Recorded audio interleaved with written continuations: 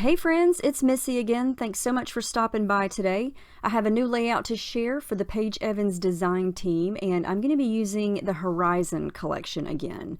Definitely still loving using this collection. So I'm going to start with this paper. It's number 22, and I'm going to use the dark blue side here. And I've already cut one of Paige's older cut files. This is called Flower Heart. And I just love it. And I got this idea in my head and I thought I'm gonna give it a try and see if the reality matches the idea that I have in my head. So I cut the whole thing on this navy blue paper, and then my idea was to leave the solid side on the right as is, and then add bright colors on top of the leaves and flowers on the left. So I just decided to fussy cut this. I went through all of the Horizon papers and pulled out, I think I'm going to wind up using 3 different green papers and then lots of bright colors. And I'm just going to hand cut and eyeball it and create leaves and flowers to go on top of these shapes here. And I cut them a little bit smaller than the actual shape on the cut file because I wanted the blue to kind of show behind it and around each shape, because I just love that blue color, and I think it's such a great neutral color that all of these bright colors really pop against it, and I think it just kind of creates a nice little shadow effect.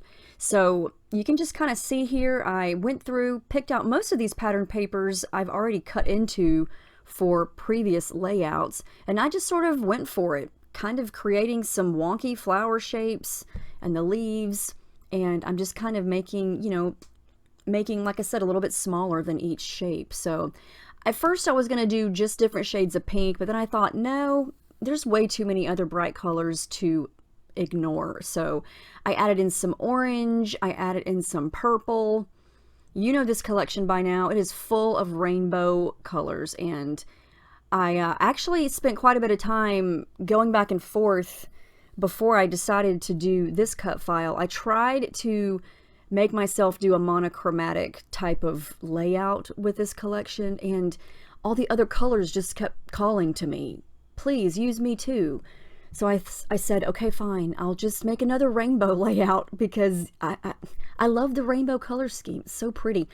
I'm eventually going to add in some yellow too, so I'm going to wind up using pretty much all the colors. Here's the other green sheet that I pulled, this darker green one, to add another shade of green for a couple of the leaves. But yeah, this was fun to do, and sometimes I just want to fussy cut things by hand and just sort of make it look a little more handmade. And so that's kind of the look I'm going for. I cut a couple of extra smaller ones to kind of layer, and then I went to go ahead and start gluing these down. And after I glued a couple down, I thought, wait, I don't want these to be flat. I want to add some dimension. And so I paused right here and I was like, wait a minute, pull those up. I don't want those to dry. And I decided to kind of raise them up off of this background. Well, it's not a background yet, the cut file. So I grabbed little pieces of adhesive foam and started to attach it behind some of the flowers, not all of them. But yeah, so some of them are doubles, some of them are just single, and I really like how this looks. And I love that you can still see the blue behind and around the edges of the color.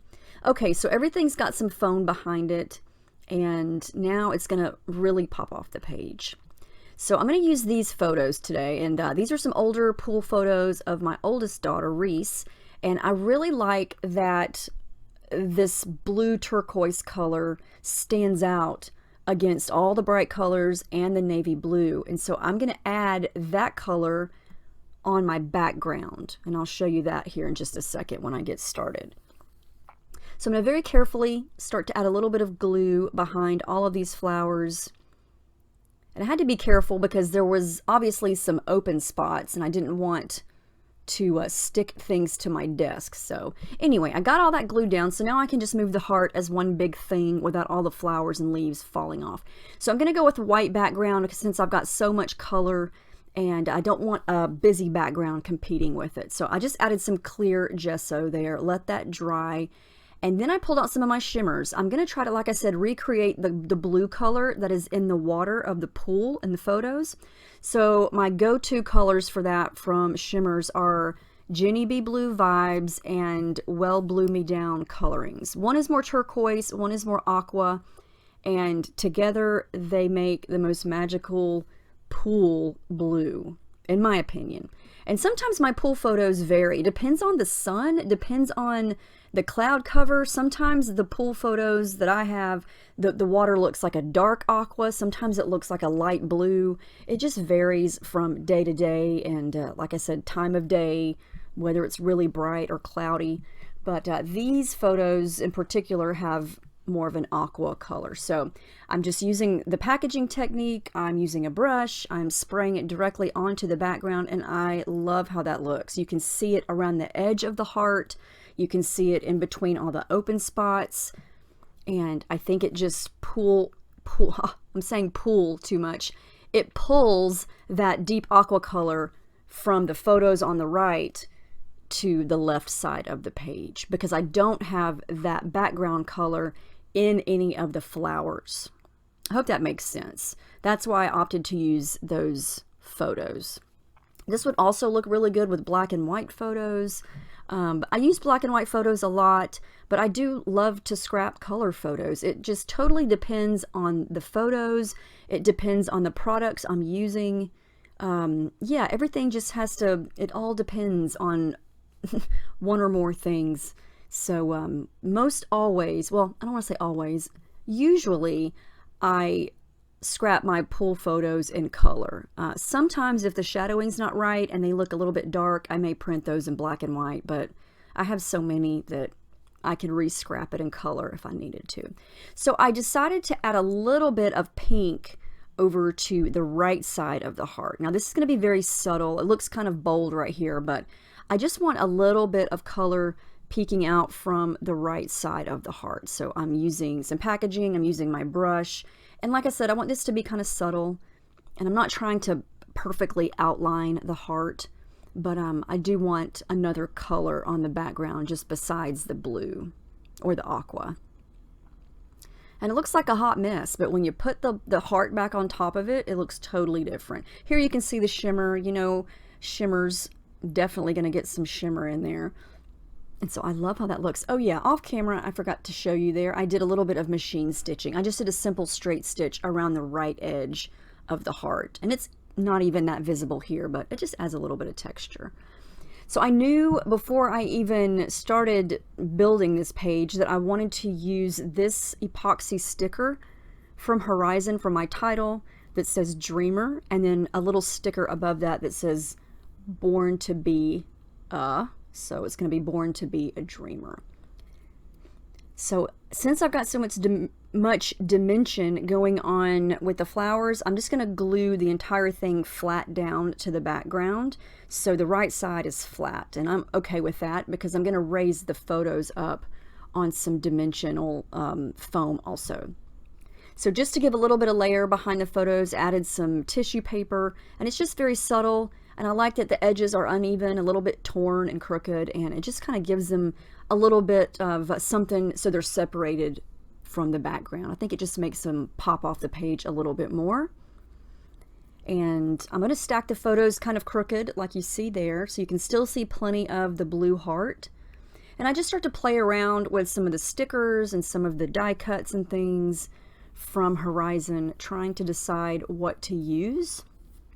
Because at this point, if you look at the layout, there's really not a lot of space left to add a lot of embellishing without going overboard.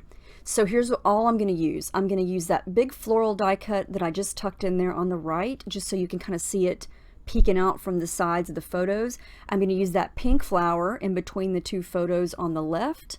And then I'm going to use that piece of a lime green label that I cut in half and used the bottom half on something else, and I had the top half left.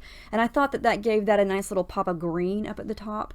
And then that little yellow sunshine sticker. And the rest of this is going to be pretty much tangled thread just to add in for some texture. So I added in some yellow over on the right, and then I was trying to decide how I wanted to add some thread around these flowers, and so I just decided to kind of make a circle. So I started wrapping it around my fingers, and it was a little too small, so I'm gonna have to straighten it back out. And this time I used 3 fingers and just roll it around until I have a messy circle, and then it fits right over this flower here, and I can kind of pull it and, you know, pull the end of it and make it a little bit messier if I want to.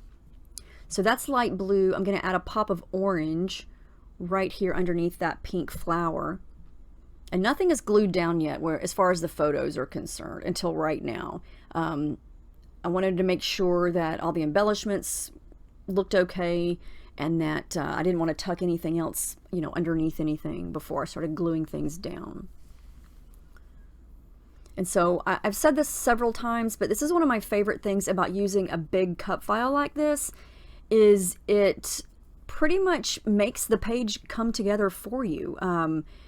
As you can see here, I'm not having to use a lot of embellishments because the pattern papers and the flowers and the photos take up most of the page.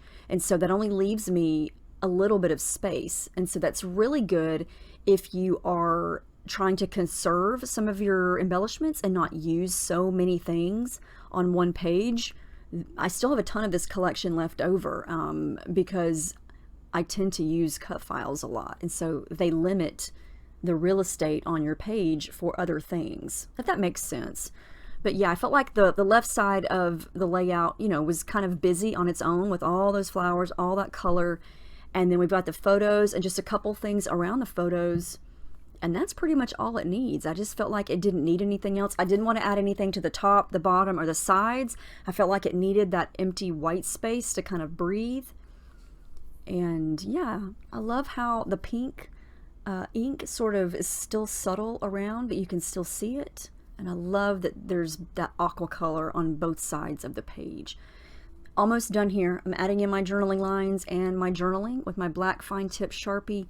And then I add the date, and I do add a little bit more pink splatters and some pink thread, but that's it.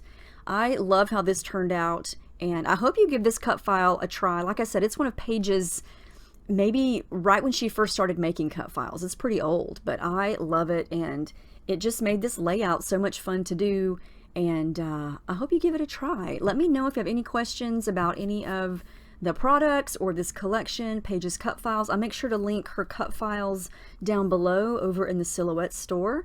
And I hope you guys have a great week. Thank you so much for watching and for all your sweet comments. And I will see you in my next video.